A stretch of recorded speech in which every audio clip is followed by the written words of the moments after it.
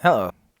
Diablo 4 bad. These are the words that I'm hearing every time I open the Diablo 4 game, which I was actually enjoying recently. I've played the Necromancer class, I've made two builds, which is the Bloodwave build and the Summoner build with a lot of mages, with the new unique, the Hand of Nas, and it got me thinking, why every time I open the game, I immediately think Diablo 4 bad? And of course, you can see it throughout the internet. You can see it in the meme.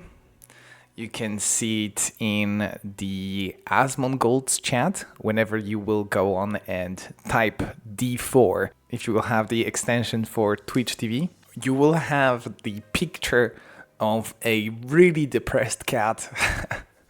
And where did it come from? Why do we think Diablo 4 bad? Why every time, even though I'm enjoying Diablo 4 and it is objectively not a bad game, I still think Diablo 4 bad. So let's take a look into that and see exactly what are the reasons behind it. And in my opinion, there are a couple things that made the Diablo 4 bad meme so strong within the gaming community. The number one is the legacy of the Diablo 2, which Diablo 4 tried to mimic with its style. Then we have Blizzard itself, the reputation of Blizzard that from year to year was getting worse and worse, and the Path of Exile, this little game made by this little company that actually became the ARPG behemoth, and the release itself of Diablo 4. So let's take a deep dive into it and see exactly what made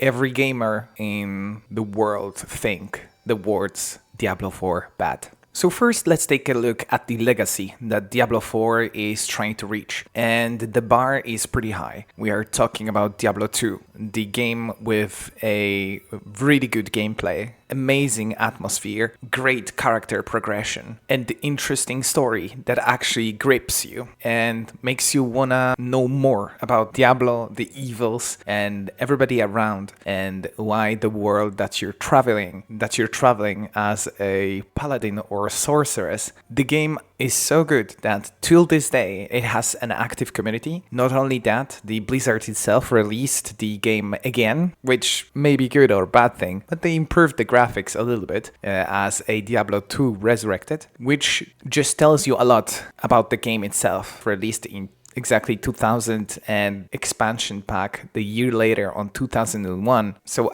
even after 25 years, the game is still being played. So again, the bar for the game is very, very high. There was also, of course, the Diablo 1, which started the whole ARPG genre, the hack and slash genre, which was definitely good, but nothing too crazy. It definitely had the most dense atmosphere, in my opinion, out of all of the Diablo games. Maybe it's because I was playing it as a 7-year-old and I could only access demo version, which had only 2 floors. So I never really got any deeper than that, but definitely I remember the butcher going after me, screaming fresh meat. My father was not very happy about the corpses that were inside of the game, lying, and being hanged from the butcher hooks.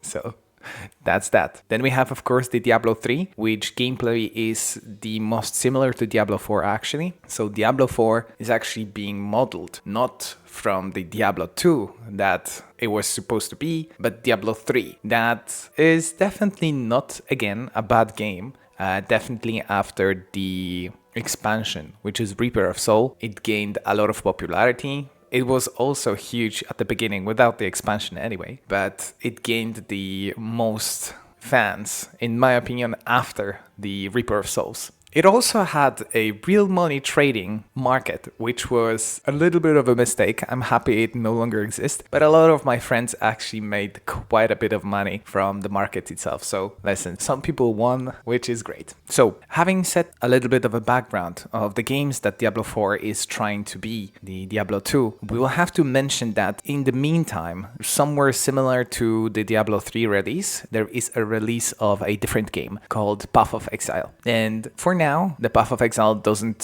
really have a lot of people behind it. It is not really a huge game, but it's definitely something that people noticed. And it was much more similar to Diablo 2 than Diablo 3 was, which you can see the reason why so many people, even though it wasn't so big, actually flocked to it. Let's go now to the Blizzard itself.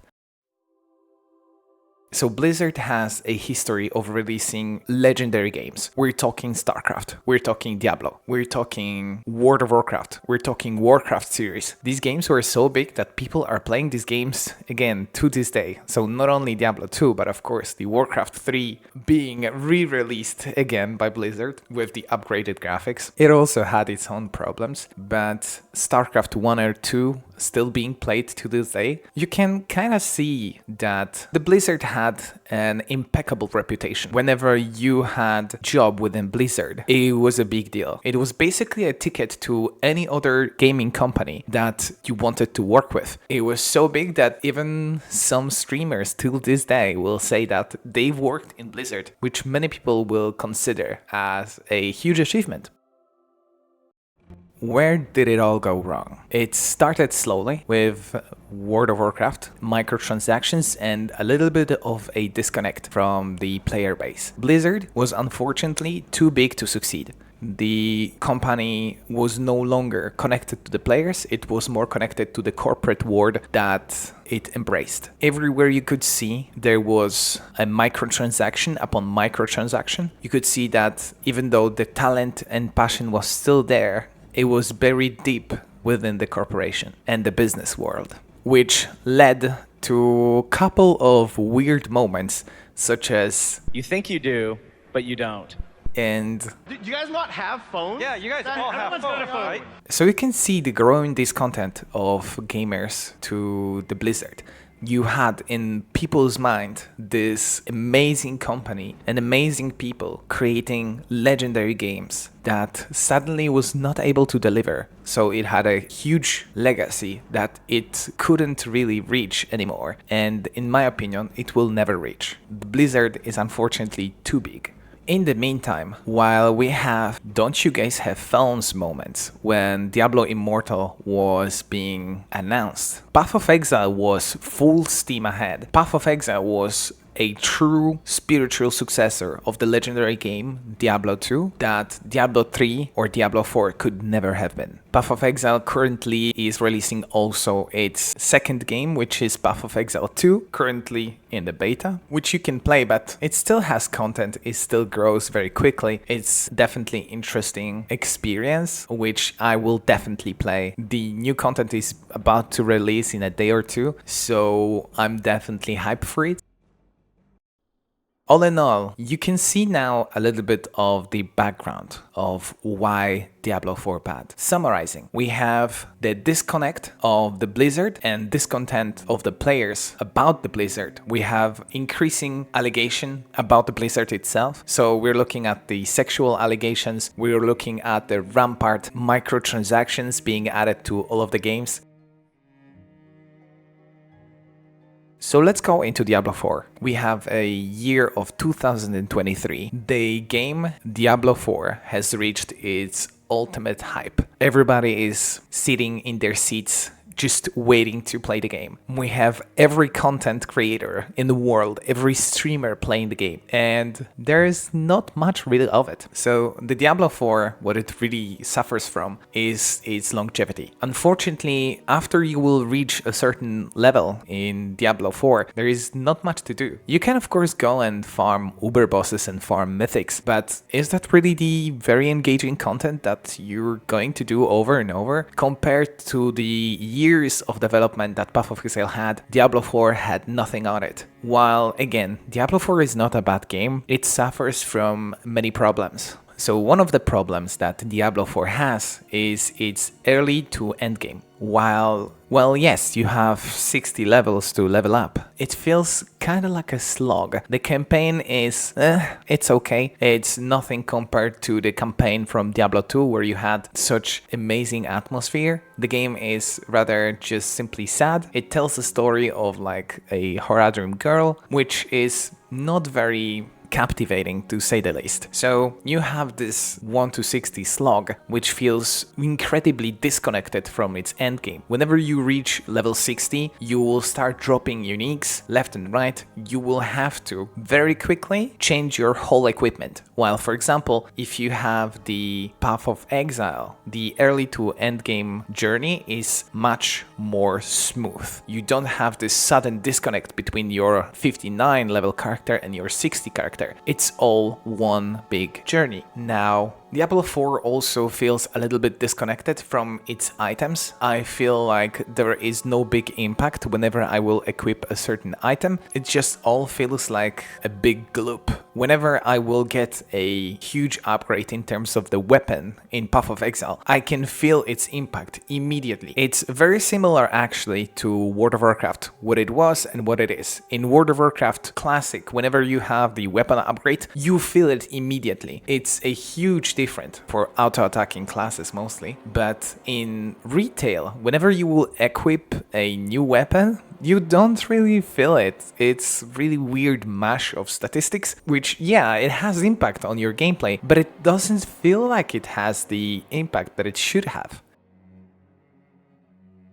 Where Diablo 4 actually shines, it's, of course, its gearing. Whenever you will hit the 60, you will get through the slog of leveling and you will start doing Hell Tides, you will start doing the Infernal Compasses, Nightmare Dungeons, when you will feel the upgrade after upgrade, when switching from legendaries to legendaries with greater affixes, it starts to feel really good. The upgrades are frequent, the game loop actually feels amazing. So this is something that Diablo 3 and Diablo 4 did actually pretty good. It's not Diablo 2 or Path of Exile gearing, but it's definitely a gearing that was interesting enough to keep me playing and making 2 builds for my Necromancer and for many other people as well. So again, Diablo 4 is not a bad game per se, but everything around it just made it feel so much worse. The barren end game, the slog of an early game just is not captivating enough for people to spend hundreds upon hundreds of hours. Yes, there is of course the pit pushing where you go on and try to do the highest pit that you can do, but I didn't see really any leaderboard inside of the game relating to the pit pushing, which was really sad. It felt like pit pushing had no really any weight to it, which was something that Diablo 3 had. So whenever you would log into Diablo 3, you could also immediately see the leaderboards and who with what class reached what pit level. So all in all, I hope that I refreshed your memory. So I'm pretty sure all of you guys already knew deep within why Diablo 4 bad. I hope that I refreshed your memory. I hope this is some kind of a story for future developers and for other companies to make sure that you are not losing what made you great in the beginning, so we don't have the Blizzard